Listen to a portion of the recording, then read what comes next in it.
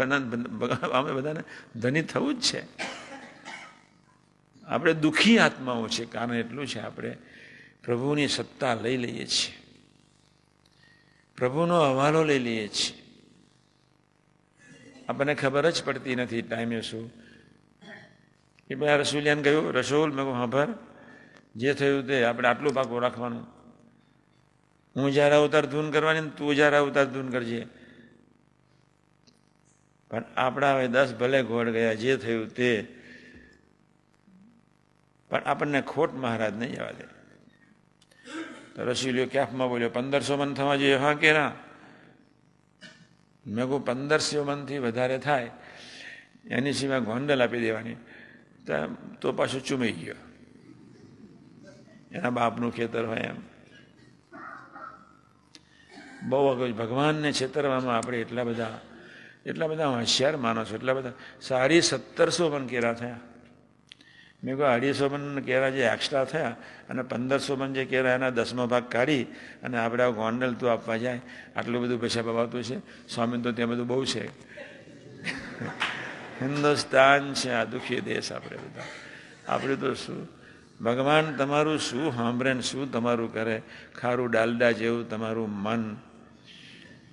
તમારી ગાડીઓ રોડ પર જ ચાલે ને, સાલી રોડથી નીચે જ ખીણમાં પાટા પર ચાલવું જોઈએ. પછી એક્સિડન્ટ થાય ત્યાં તમે ચાલો.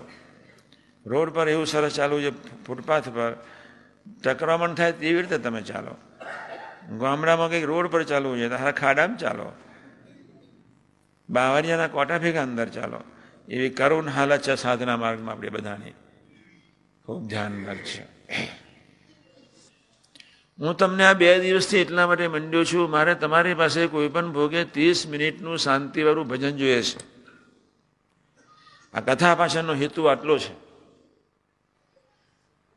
તમે જ્યારે ભજન કરવા બેસો ત્યારે તમે 30 મિનિટ શાંતિથી ભજન કરી શકો બસ. અને તમે તો ભજન કરી શકશો કે તમે જો મધ્યના 41 પ્રમાણે સહસ્ત્રથી સેવા કરવાની તમારા આત્માનું જો રુચિ હશે તો. બાકી તમે નહીં કરી શકો. મધ્યના 41 પ્રમાણે સેવા કરવાની ખરેખરી રુચિ હશે. હું મારા પ્રદેશમાં ગયો, થોડું ખાજો પણ 5 મિનિટ તો સંભાળજો. ખાતા ખાતા સંભાળજો. બોચાસનની એ રૂમમાં યોગી મહારાજ પેલો દીકરો આમ દિલથી પ્રાર્થના કરે, આ ભૂલ થઈ ગઈ, આ ભૂલ થઈ ગઈ, તે સ્થાનમાં ભૂલ થઈ ગઈ, ન થવી જોઈએ, એટલું બધું દિલથી પ્રાર્થના કરે. ત્યારે સ્વામીજી કહે,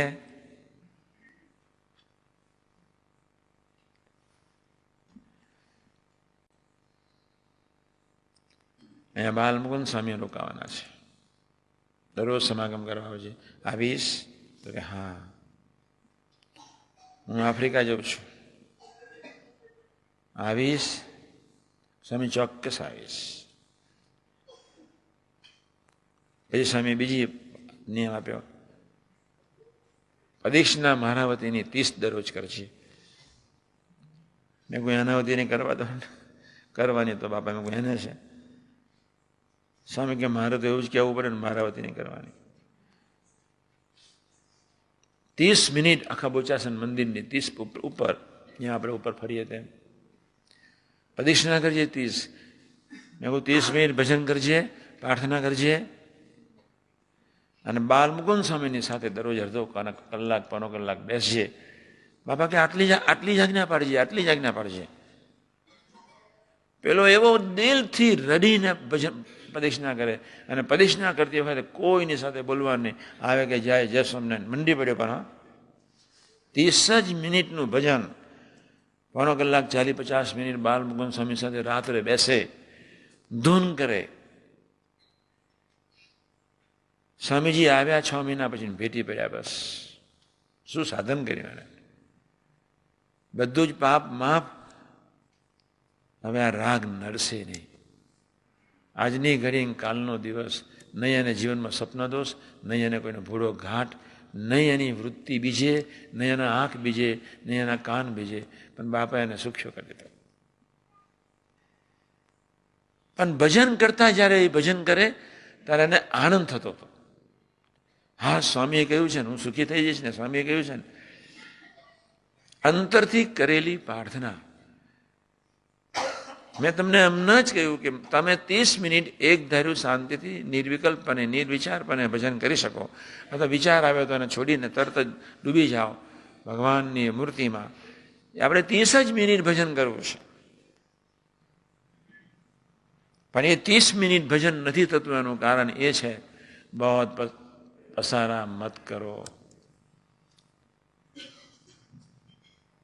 करने स्वरूप की आस बहुत पसारा जिसने किया वो ही गए चले गए निराश.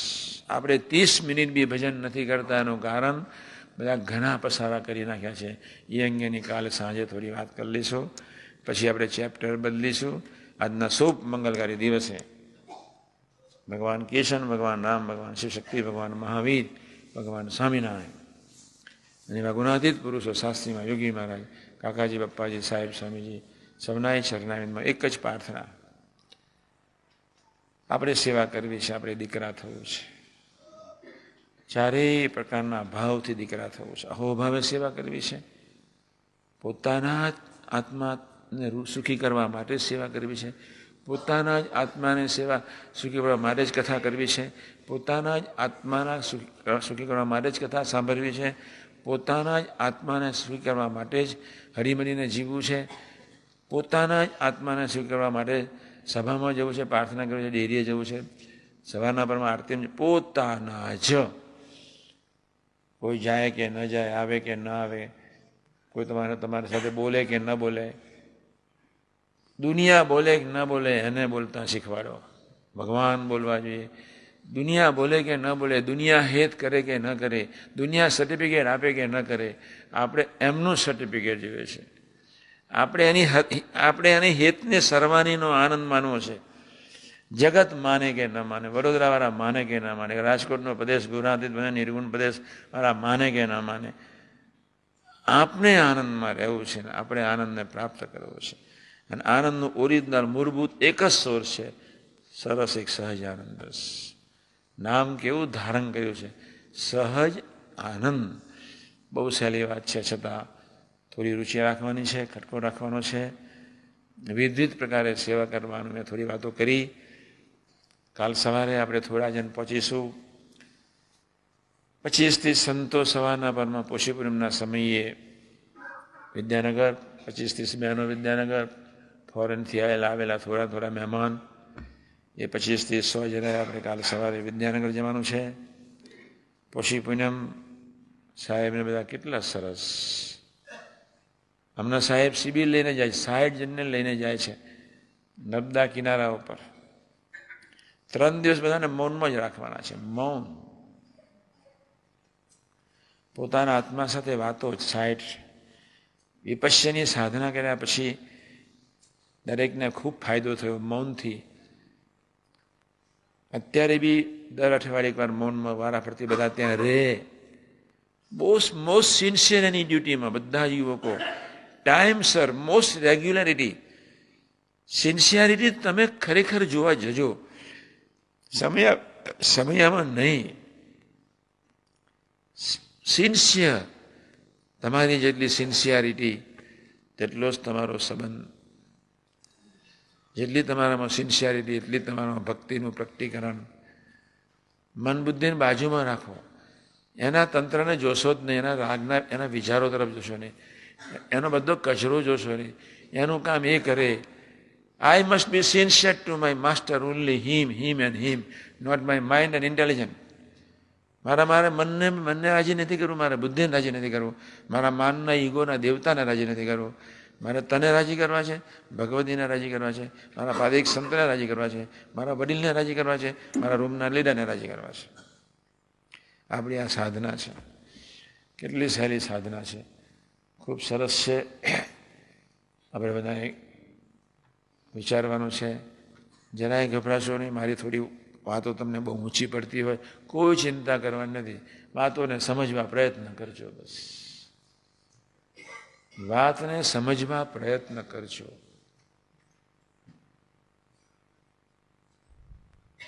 જેના દેશકાળ હશે 3 રીતે દેશકાળ મૂકે. એક અભામર અટાજ માર્યા કરતો હોય, બીજું વડીલોનો ભાર ન હોય, મર્યાદા ન હોય, ત્રીજું એને રાગ બનાવવા માટે. દેશકાળ જેવો શબ્દ હોઈ શકે નહીં, છે જ નહીં.